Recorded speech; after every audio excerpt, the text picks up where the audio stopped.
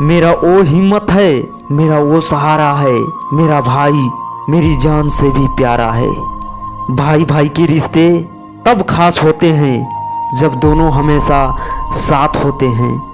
भाई भाई के रिश्ते बड़े होते हैं क्योंकि ये दिल से जुड़े होते हैं। मेरा भाई मेरा यार है और जिसके पास सच्चा यार है उसके पास सारा संसार है।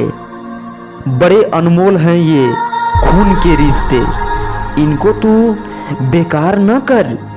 मेरा सारी दौलत ले ले पर भाई घर में दीवार न खड़ा कर। हम गलत काम करते नहीं और किसी के बाप से डरते नहीं।